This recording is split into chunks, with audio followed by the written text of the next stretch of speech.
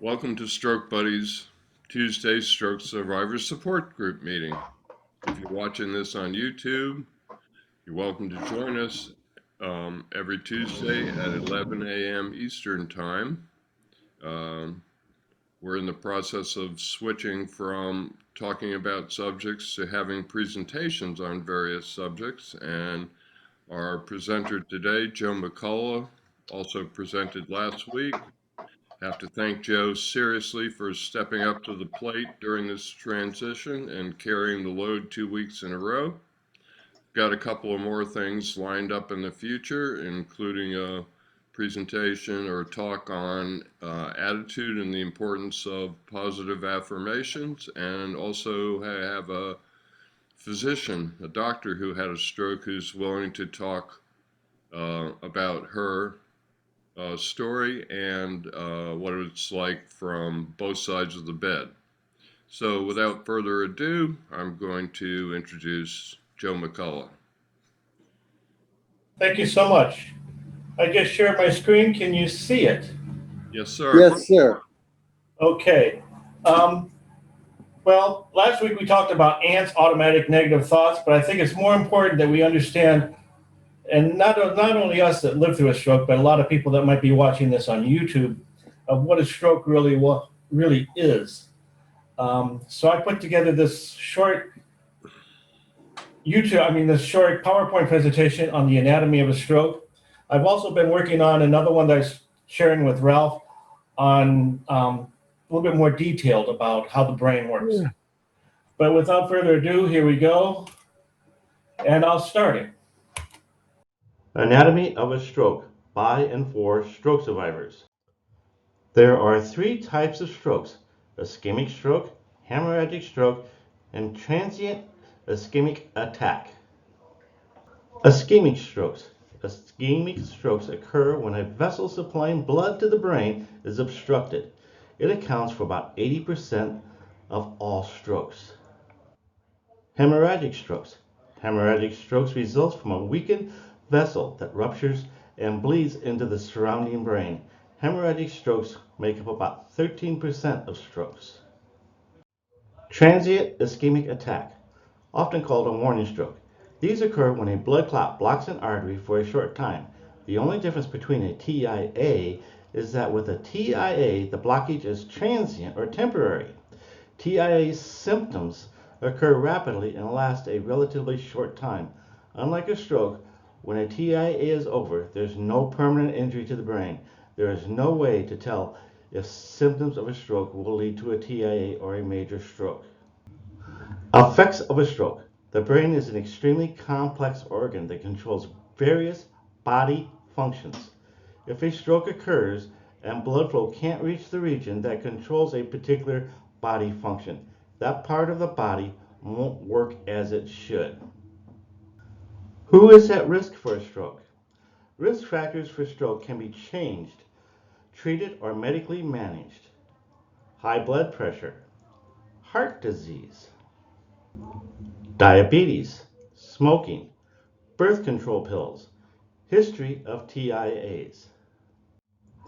A high red blood cell count, high blood cholesterol and lipids, lack of exercise or obesity, excessive alcohol use, illegal drugs, abnormal heart rhythms, cardiac structural abnormalities. Risk factors that cannot be changed: old age, race, and gender. Although there are only three types of strokes, the long-term effect of a stroke can be vastly different depending on where the stroke occurred. Example, a left-right hand stroke. Right brain's functions are typically art awareness, creativity, imagination, intuition, insight, holistic thought, music awareness, 3D forms, and control of the left hand of the body. Left brain stroke functions are analytic thought, logic, language, reasoning, science and math, written, number skills, and movement of the right hand of the body. Breaking it down even further, the brain is like a 3D jigsaw puzzle. Each part or area controlling a different function, and often each area working in conjunction with another area. The cerebral cortex is part of the brain that makes human beings unique. The functions that originate in the cerebral cortex include consciousness, higher order thinking, imagination, information processing, language, memory, perception, reasoning, sensation, voluntary physical action. The cerebral cortex can be divided into 4 sections, which are known as lobes. The frontal lobe. The frontal lobe is associated with reasoning, motor skills, higher level cognition, and expressive language. The parietal lobe. The parietal lobe is associated with tactile sensory information such as pressure, touch, and pain. Temporal lobe, interpreting sounds and language, memory, speech perception, and language skills. Occipital lobe, interpreting visual stimuli and information. The midbrain, it acts as sort of a relay station for auditory and visual information. The medulla controls many vital automatic functions such as heart rate, breathing, and blood pressure. The pons. The pons connects the cerebral cortex to the medulla. The cerebellum. It receives information from the balance system.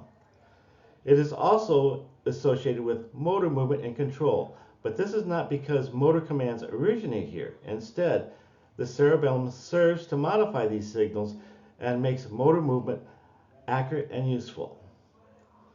This allows different muscle groups in the body to act together and produce coordinated fluid movement. The cerebellum is also important in certain cognitive functions, including speech. The cerebellum makes up about 10% of the brain's total size, but it accounts for more than 50% of the total number of neurons located in the entire brain. The hypothalamus, the amygdala, the thalamus, and the hippocampus. Medical science has mapped the brain to even finer details as to what part of the brain controls your every function. This particular diagram is the right side only. Wherever your stroke happened in your brain, there is permanent brain damage. It will be directly correlated with the mental and physical struggles you will experience. Your struggles could be anything under the sun: vision, hearing, movement, ability to reason, speak, comprehend, remember, focus. You name it, it can be an issue going forward, even for the moderator trying to read this PowerPoint presentation. Therefore, you should become your own advocate. Understand where your stroke occurred and what part of the brain was damaged. Know the functions of what was damaged. Share this information with your therapists, CNAs, nurses, your families and friends, and most importantly, anyone who is a caregiver. Do not assume they know. Recovery from a stroke is a very complicated ordeal. There is no recovery timeline. You'll recover in your own time, and to what extent, science cannot predict.